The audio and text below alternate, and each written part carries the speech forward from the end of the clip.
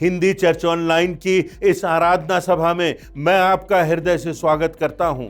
धन्यवाद देता हूं कि आज आप इस आराधना सभा से जुड़ गए हैं कि हम परमेश्वर की आराधना करें, उसकी उपासना करें, उसके वचनों को सुनें, उसकी महिमा करें, गीतों को गाएं, प्रार्थना के द्वारा अपने निवेदन उसके चरणों में ले जाएं और परमेश्वर के उद्धार की योजना की ओर मुड़ करके देखें कि किस प्रकार परमेश्वर ने हमसे प्रेम किया।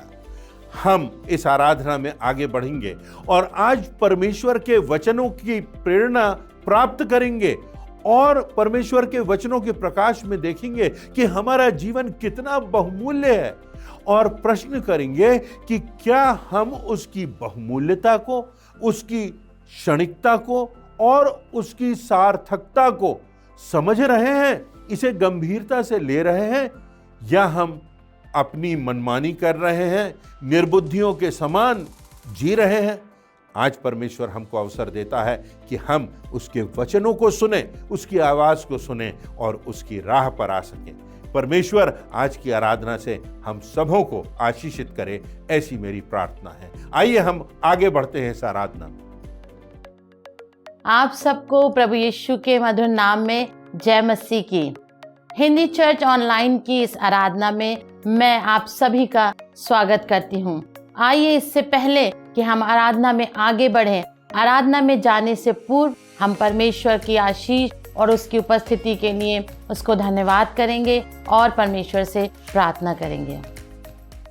पिता परमेश्वर, धन्यवाद के साथ हम आज के इस दिन में आपके पास आते हैं, सारी उन आशीषों के लिए जो निरंतर हम सब पर बनी रहती है। हम धन्यवाद देते हैं पिता परमेश्वर, धन्यवाद देते हैं हम इस हिंदी चर्च ऑनलाइन की इस आराधना के लिए, जिसके द्वारा बहुत से लोग प्रभु जी आशीषें पा रहे हैं। धन्यवाद देते हैं उन वचनों के लिए जो प्रभु जी हमारे मार्ग के लिए उजियाला का कार्य कर रहे हैं। पिता परमेश्वर, आज के इस पूरी आराधना पर आपकी आशीष, अनुग्रह और सामर्थ्य चाहते हुए अपने इस विनती को आपके ही प्रिय पुत्र प्रभु यीशु मसीह के नाम से मांगते हैं, आमीन।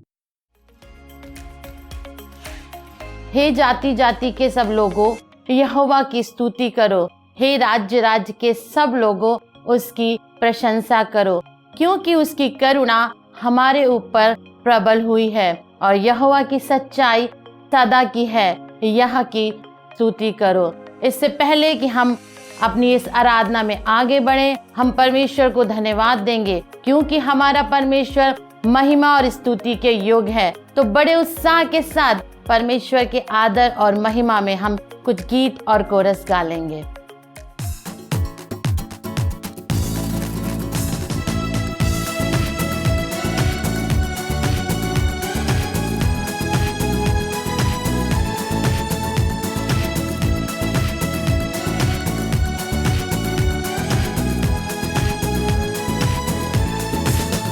धन्यवाद प्रभु इस दिन के लिए, धन्यवाद प्रभु जीवन के लिए, धन्यवाद प्रभु इस दिन के लिए, धन्यवाद प्रभु जीवन के लिए, धन्यवाद धन्यवाद धन्यवाद धन्यवाद धन्यवाद धन्यवाद धन्यवाद धन्यवाद। आकाश है ऊंचा जैसे प्रभु जी तेरी धरती पर, करुणा है तेरी वैसे प्रभु जी तेरे लोगों पर। आकाश है ऊंचा जैसे प्रभु जी तेरी धरती पर, करुणा है तेरी वैसे प्रभु जी तेरे लोगों पर। धन्यवाद प्रभु तेरे प्रेम के लिए, धन्यवाद प्रभु सुख चैन के लिए, धन्यवाद प्रभु तेरे प्रेम के लिए, धन्यवाद प्रभु सुख चैन के लिए। धन्यवाद धन्यवाद धन्यवाद धन्यवाद धन्यवाद धन्यवाद धन्यवाद धन्यवाद।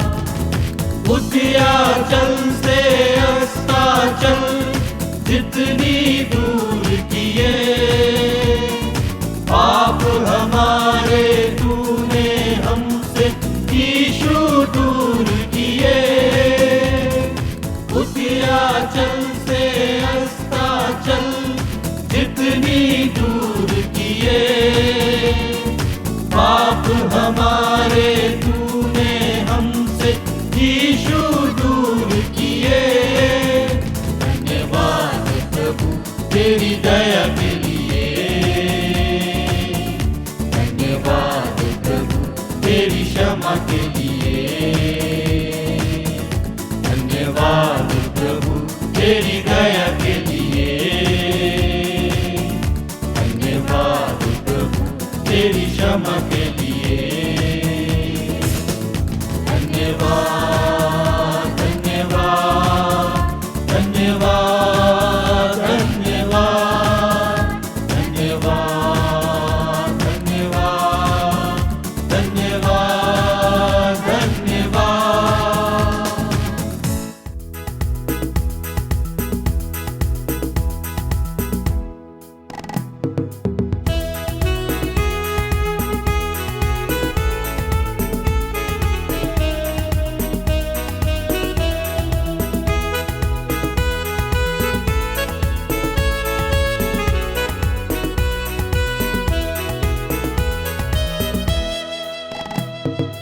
बचने के लिए सिरजे गए हम, आते तेरे पास लाते हृदय हम, करते तेरी हम उपासना साधना आराधना। बचने के लिए सिरजे गए हम, आते तेरे पास लाते हृदय हम, करते तेरी हम उपासना साधना आराधना। भजने के लिए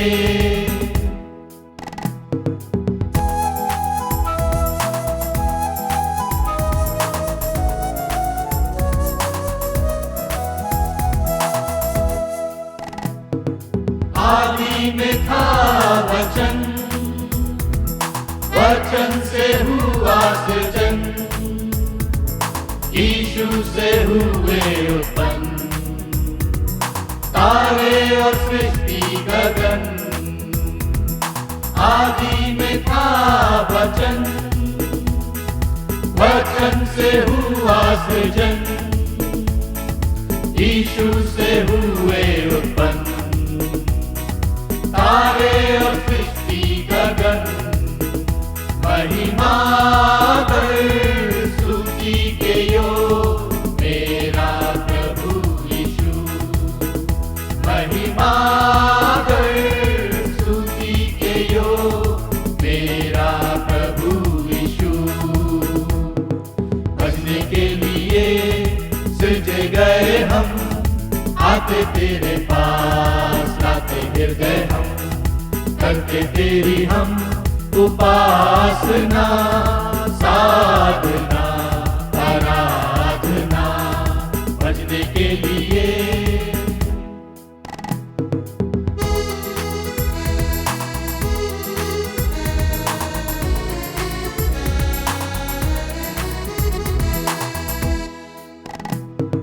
कुछ भी हमारा नहीं, सांसें ये हृदय ये मन, यीशु से हमको मिला उद्धार अनंत जीवन। कुछ भी हमारा नहीं, सांसें ये हृदय ये मन, यीशु से हमको मिला उद्धार अनंत जीवन। तेरी दया बनी रहे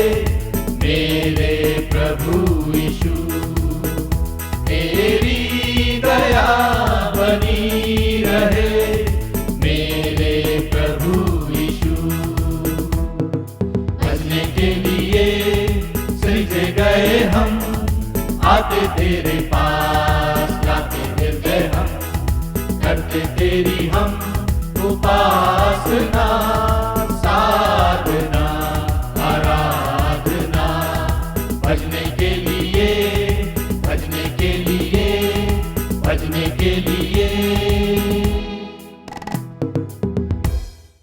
इस संसार में हमारा जीवन बहुत क्षणिक भी है और बहुत बहुमूल्य भी है। हम एक विशेष उद्देश्य से माता के गर्भ में सिरजे गए हैं। परमेश्वर ने हमको जिंदगी दी है। जिंदगी जीवन देने वाले से मिलती है, अजीवित से जीवन नहीं मिलता। और परमेश्वर ने जो हमको ये जीवन दिया है, सृष्टिकर्ता ने जो हमको रचा है, उसमें कोई उद्देश्य है, उसमें कोई अर्थ है, और उस अर्थ को संपूर्णता से हमको समझना है। और जीवन के एक एक दिन को हमें बहुत बहुमूल्य समझते हुए आगे बढ़ना है।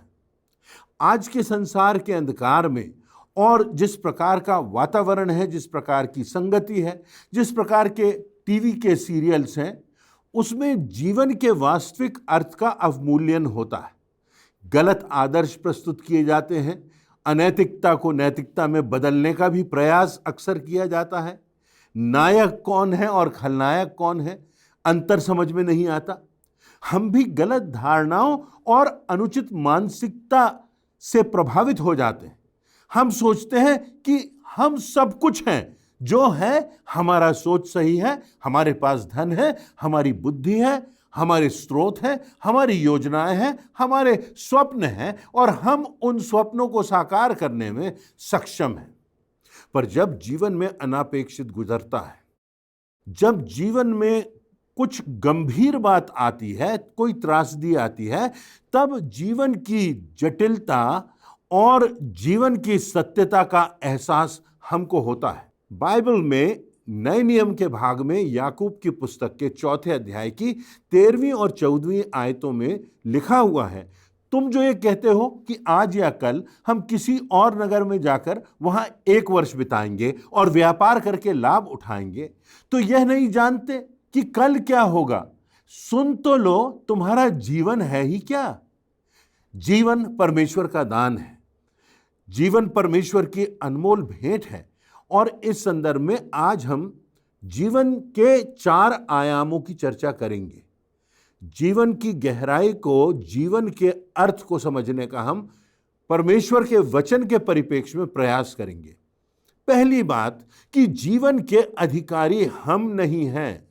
हम सोचते हैं कि हम जीवन के अधिकारी हैं, परंतु वास्तव में हमारे जीवन का अधिकारी परमेश्वर है।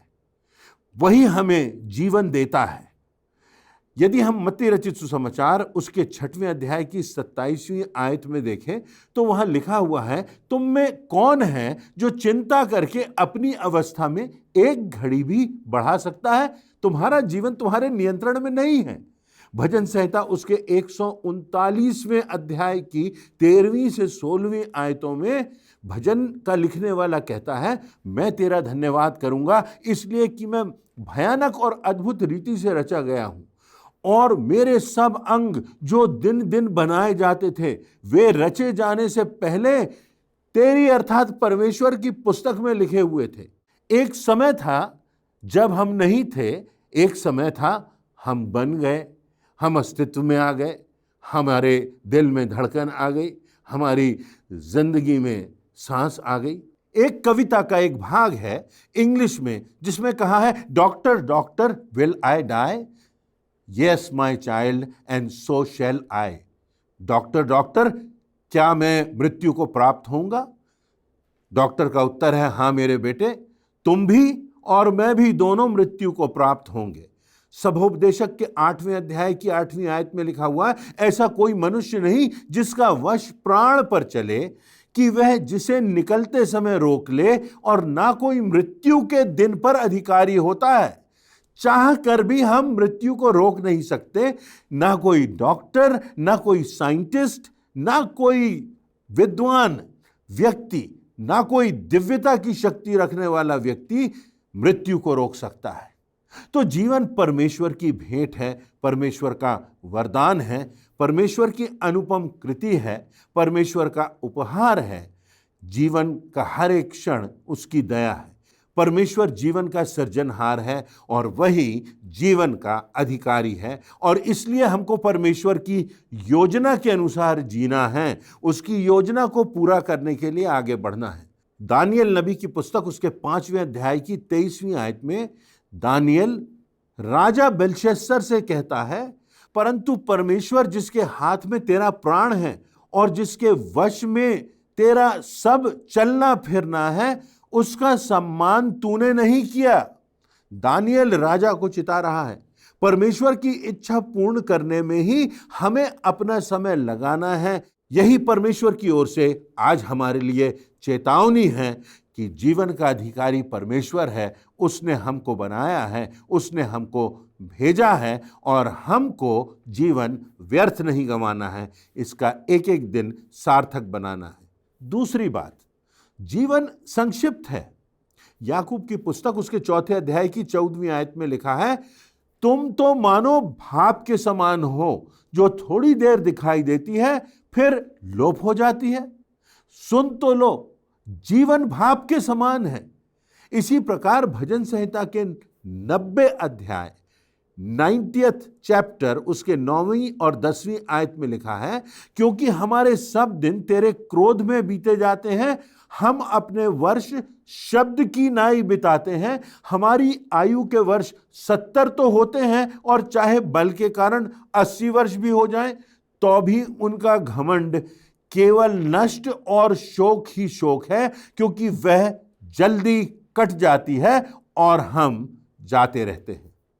उसी प्रकार परमेश्वर के वचन में अर्थात बाइबल में सभोपदेशक के 6वें अध्याय की 12वीं आयत में लिखा हुआ है, क्योंकि मनुष्य के क्षणिक व्यर्थ जीवन में जो वह परछाई की नाई बिताता है। देखिए, यहाँ जीवन की जो समानता बताई गई है वो परछाई की नाई है, जो आती है और चली जाती है।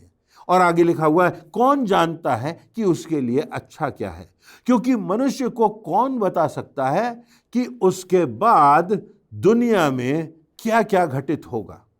तो जीवन बहुत तेजी से बीतता है। बचपन में लगता है किसी बुजुर्ग को देखकर कि अरे अभी तो हमारे बुजुर्ग होने का समय बहुत है, अभी तो हमारे पास बहुत सारा समय है। 5 साल की उम्र में 50 वर्ष बहुत ज्यादा समझ में आते हैं, पर जब व्यक्ति उस अवस्था में पहुंचता है तब लगता है कि अरे कितनी तेजी से ये दिन बीत गए, कितनी तेजी से महीने बीत गए, कितनी तेजी से ये वर्ष बीत गए। हम कहाँ थे और कहाँ पहुंच गए पता ही नहीं चला। हमारा बचपन था, उसके बाद हम पाठशाला गए, उसके बाद हम कॉलेज गए, उसके बाद हमने कार्य किया, हमारा विवाह हुआ, और उसके बाद हम अपने बच्चों को देख पाए। परंतु कब हमारी मृत्यु का दिन आ जाएगा हम नहीं जानते। हर एक अंतिम संस्कार जिसमें आप उपस्थित होते हैं, हर एक गंभीर दुर्घटना या बीमारी का जिसका हम अनुभव करते हैं या अपने प्रियों के जीवन में देखते हैं, वे सब परमेश्वर की ओर से मानो हमारे लिए चेतावनी और संकेत की बात है। मानो वे हमें स्मरण दिला रहे हैं कि हमारा जीवन बहुत छोटा है, बहुत संक्षिप्त है, क्षणिक है।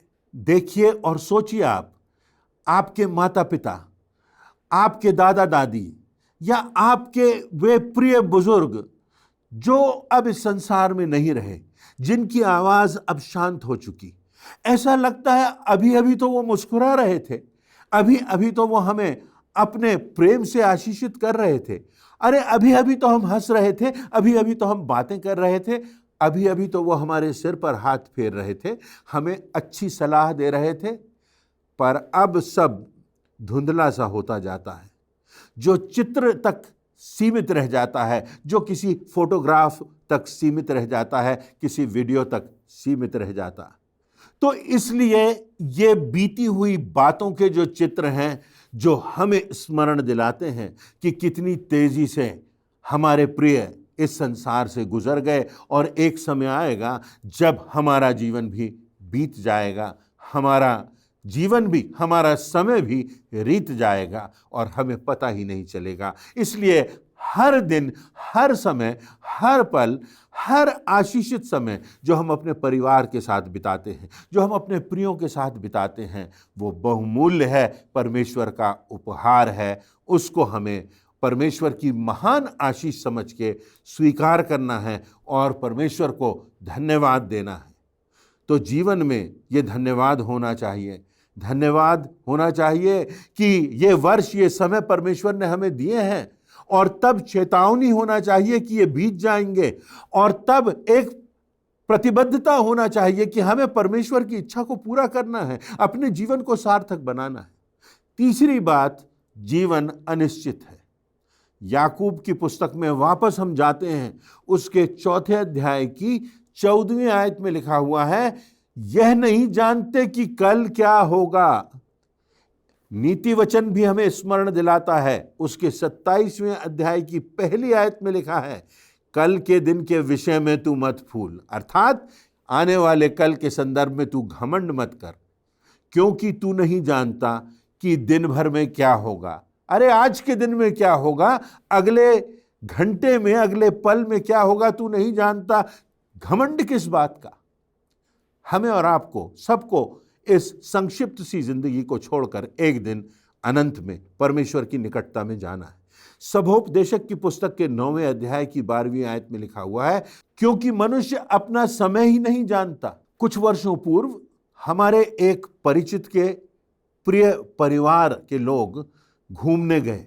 दिल्ली से देहरादून छुट्टी मनाने के लिए गए, मसूरी छुट्टी मनाने के लिए गए, और वहाँ खबर आती है, हम सब अपने प्रिय मित्र के साथ दिल्ली में ही थे, कि एक दुर्घटना हुई, और जब वो कार से भ्रमण कर रहे थे तो वो जो कार है वो खाई में गिर गई, और सारा का सारा परिवार, माता पिता और बच्चे, सबों का जीवन समाप्त हो गया। 1971 में न्यू जर्सी शहर में रोडेल नामक युवक, जो विटामिन्स की कंपनी में टीवी का कमर्शियल तैयार कर रहा था, स्टूडियो में रिकॉर्डिंग हो रही थी।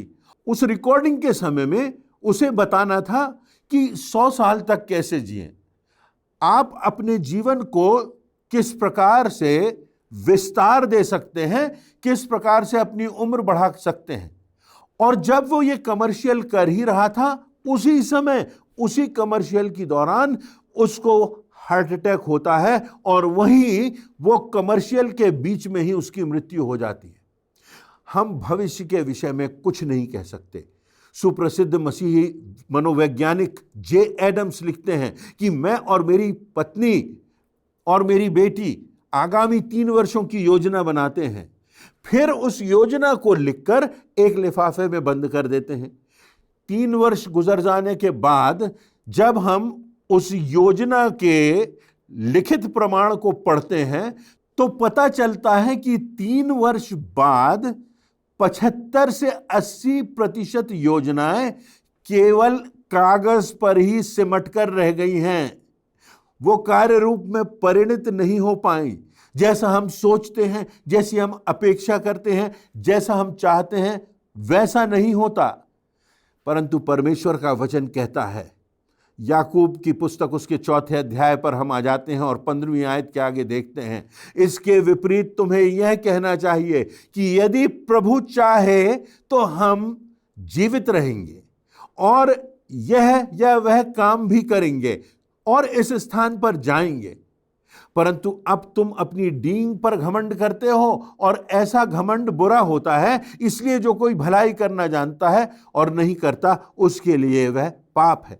देखिए, यहां पर अय्यूब कह रहा है कि हमें यह कहना है कि हम योजना तो बना रहे हैं, परंतु अगर परमेश्वर की इच्छा होगी, मेरे मित्र, मैं आपसे मिलने तो आ रहा हूं, मेरे प्रिय, हमारा परिवार ये योजना तो बना रहा है, मेरे भाई, मैं आपके पास आना तो चाह रहा हूं, योजना बना रहा हूं, यहां तक कि टिकट भी खरीद लिया है, परंतु यदि प्रभु की इच्छा हुई तो मैं आऊंगा।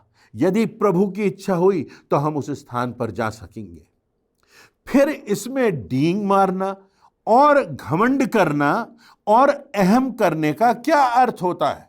क्योंकि जीवन तो संक्षिप्त है, जीवन जो है वो अनिश्चित है, और वास्तव में जो कुछ हम सोचते हैं, योजना बनाते हैं, वह अधिकांश पूरी नहीं होती, उसका कुछ भाग ही पूरा होता है। तो फिर घमंड का कहाँ स्थान है, दुर्भावना का कहाँ स्थान है? क्या हमारी जिंदगी में केवल मैं हूं, मेरा हित है, मेरा स्वार्थ है, मेरी इच्छा है, मेरा घमंड है, मेरी योजना है, मेरी प्रॉपर्टी है, मेरे स्वप्न है? नहीं, हमारे जीवन में परमेश्वर का और उसकी योजना का प्रथम स्थान होना चाहिए और हमारा जीवन सार्थक होना चाहिए, दूसरों की भलाई के लिए होना चाहिए। हमारे जीवन में हम कुछ ऐसा करें जिससे परमेश्वर की योजना पूरी हो। इसका साक्षात उदाहरण प्रभु यीशु मसीह का जीवन है। प्रभु यीशु मसीह ने बार बार कहा, मैं इस संसार में आया कि पिता की इच्छा को पूरा करूं, और निष्पाप और निष्कलंक जीते हुए उसने सब प्रकार की कठिनाइयों को, विरोध को, तिरस्कार को, पीड़ाओं को, यहाँ तक कि मृत्यु को भी सह लिया, क्योंकि वह पिता की इच्छा पूरा करने के लिए आया था कि सब मनुष्यों का उद्धार हो, सबके पापों की क्षमा के लिए वो अपने आप को बलिदान करे, जो निष्पाप है, जो निष्कलंक है, और संसार के सारे लोगों को अवसर मिल सके कि वो उद्धार प्राप्त कर सकें और उनके पाप क्षमा हो सकें। तो हमें परमेश्वर की इच्छा पूरा करना है। यह जीवन कितना भी संक्षिप्त हो, परंतु जीवन सार्थक होना चाहिए। चौथी और अंतिम बात, जीवन एक इंटरव्यू जैसा है, एक साक्षात्कार है। मत्ती रचित सुसमाचार के 25वें अध्याय में अनंत के परिप्रेक्ष्य में कुछ बात लिखी हुई है। यदि उसकी 14वीं से 18वीं आयतों को देखें तो लिखा हुआ है, एक मनुष्य ने परदेश को जाते समय अपने दासों को बुलाकर अपनी संपत्ति उनको सौंप दी। उनमें से एक को 5 तोड़े, दूसरे को 2 और तीसरे को 1 दिया। तब जिसको 5 तोड़े मिले थे उसने तुरंत जाकर उनसे लेन देन किया और 5 तोड़े और कमाए। जिसको 2 मिले थे उसने भी 2 और कमाए, परंतु जिसको 1 मिला था उसने जाकर मिट्टी खोदी और अपने स्वामी के दिए हुए तोड़े को, उस धन को छिपा दिया। थोड़े समय में, थोड़े से अधिकार में, थोड़े से धन में विश्वास योग्य हमें ठहरना है। यह तीसरा दास था जो विश्वास योग्य नहीं ठहरा। तो अनंत जीवन का वारिस कौन होगा? परमेश्वर किसको बनाएगा? गलतियों की पुस्तक उसके 6वें अध्याय की 7वीं आयत में लिखा हुआ है, धोखा ना खाओ, परमेश्वर ठट्ठों में नहीं उड़ाया जाता, जो जैसा बोता है वैसा काटता भी है। वचन में यह भी लिखा हुआ है कि जब हम इस जीवन में विश्वास योग्य ना ठहरे, जब इस जीवन में परमेश्वर ने जो योग्यताएं हमको दी हैं, जो समय हमको दिया है, जो हमको स्रोत दिए हैं, जिनको इस संदर्भ में तोड़ा कहा गया है, यदि हमने उनको विकसित नहीं किया, यदि दूसरों के जीवन उससे आशीषित नहीं हुए, यदि हम वहीं के वहीं रह गए और दूसरी दिशा में चले गए, विनाश की दिशा में चले गए, विध्वंस की दिशा में चले गए, अपने स्वार्थ तक सीमित रहे, तो जब हम इस जीवन में परमेश्वर के प्रति विश्वास योग्य नहीं ठहरे, तो हमको अनंत जीवन का वरदान कैसे प्राप्त होगा? जीवन की योजना तो हम बना लेते हैं, पर क्या हमने मृत्यु की और मृत्यु के पश्चात अनंत की योजना बनाई है? संसार के उस पार भी एक बहुत बड़ा संसार है जिसका कहीं अंत नहीं, जो हमारे लिए परमेश्वर ने तैयार किया है, अपने विश्वासियों के लिए परमेश्वर ने तैयार किया है। हमारे उद्धार की प्राप्ति से, हमारी आत्मा से उस अनंत जीवन में हम विश्वास के द्वारा, पश्चाताप के द्वारा, प्रभु यीशु मसीह पर विश्वास लाने और उसका अनुगमन करने के द्वारा हम उस आशीष को प्राप्त करेंगे। यदि हम दूसरों के लिए आशीष का कारण बनेंगे, यदि हमको जो कुछ परमेश्वर ने दिया है उसका विस्तार करेंगे, या तो फिर दूसरी दिशा है, विनाश की दिशा है। और इसीलिए लिखा गया है वचन में, सुन तो लो, तुम्हारा जीवन है ही क्या? तुम्हारा जीवन है ही क्या? ये तो क्षणिक है। तो आज हमने जीवन के संदर्भ में चर्चा की और चर्चा की कि हम अनंत के परिप्रेक्ष्य में अपने जीवन को देखें। परमेश्वर का वचन हमको बताता है, यदि हम परमेश्वर पर विश्वास करते हैं, प्रभु यीशु मसीह का अनुगमन करते हैं, और हमारा जीवन दूसरों के लिए आशीष का कारण ठहरता है। वचन में लिखा हुआ है कि जो तुमने छोटे से छोटों में से किसी के लिए किया वो मेरे लिए किया। और जब न्याय का दिन आएगा तो हमारे जीवन का अधिकारी परमेश्वर हमसे पूछेगा, क्या तू किसी के लिए आशीष का कारण बना? क्या तूने किसी प्यासे को पानी पिलाया?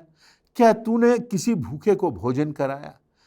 क्या तूने जो नग्न है, जो गरीब है, जिसको वस्त्रों की आवश्यकता है, उसको वस्त्र दिए?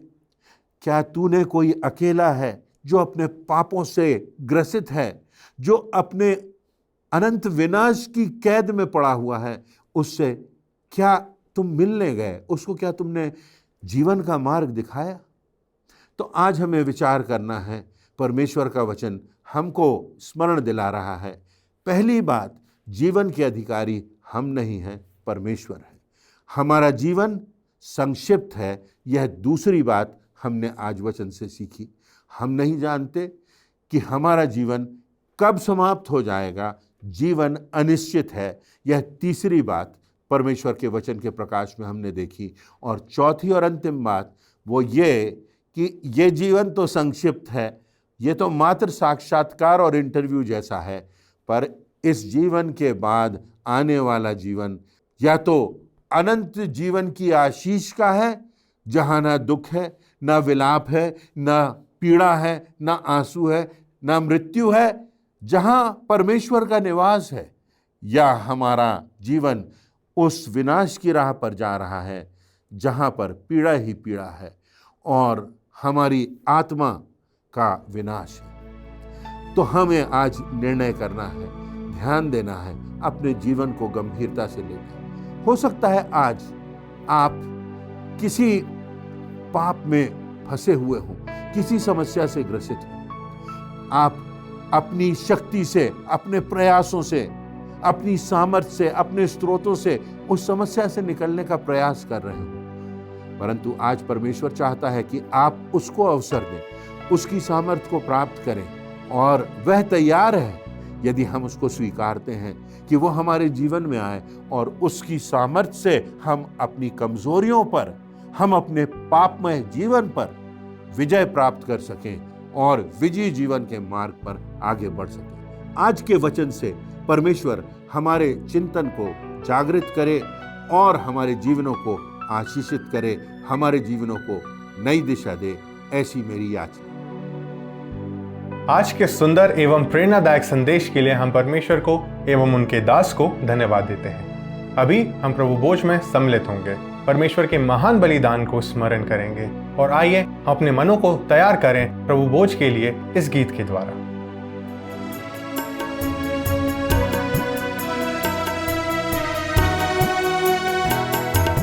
क्रूस के पास तू मुझे रख, यीशु प्यारे त्राता, पापी वहाँ सोते से मुक्त में मुक्ति पाता।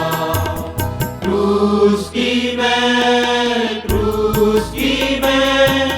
नेक बढ़ाई करूँगा, जब तक मैं आनंदित हूँ पाना पहुँचूँगा। क्रूस के पास जब आया मैं, प्रेम और कृपा पाई, वहाँ किरण सूर्य की मेरे दिल में आई। क्रूस की मैं नेक बढ़ाई करूँगा, जब तक मैं आनंदित हूँ पार न पहुँचूँगा।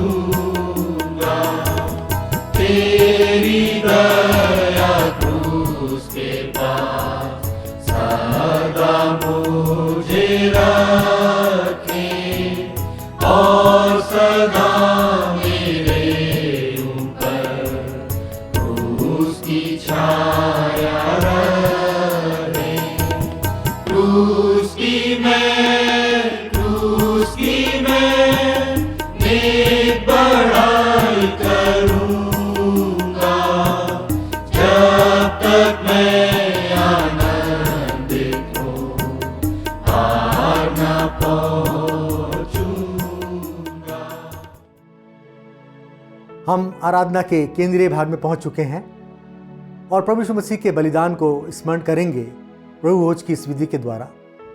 जिनका बपतिस्मा हो गया है वो इस विधि में भाग ले सकते हैं। प्रभु यीशु मसीह ने जिस रात वो पकड़वाया गया, रोटी ली और धन्यवाद करके तोड़ी और शिष्य को देकर कहा, ये मेरी देह है जो तुम्हारे लिए दी जाती है।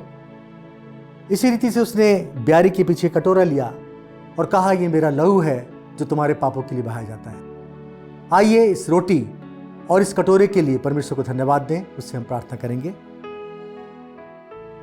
हमारे महान दयालु और सामर्थ्य पिता परमेश्वर, हम आपकी महिमा करते हैं, हम आपकी जय जयकार करते हैं उस बड़ी दया के लिए जो आपने मनुष्य पर की कि अपने बेटे को संसार में भेज दिया और उस बेटे ने अपना बलिदान दे दिया ताकि हम बचाए जाएं, ताकि हमारा उद्धार हो और हम स्वर्ग के भागीदार हो सके।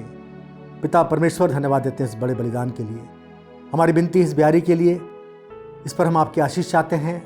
जितने लोग इसको ग्रहण करते हैं उन सबके जीवन पर आपकी आशीष बनी रहे। और पिता परमेश्वर, हम आपकी इच्छा के अनुसार अपने जीवन को चलाने वाले हों। इस प्रार्थना को उद्धारकर्ता प्रभु यीशु मसीह के नाम से मांगते हैं, आमीन। प्रभु की मेज तैयार है, आइए हम एक साथ इसमें भाग लें।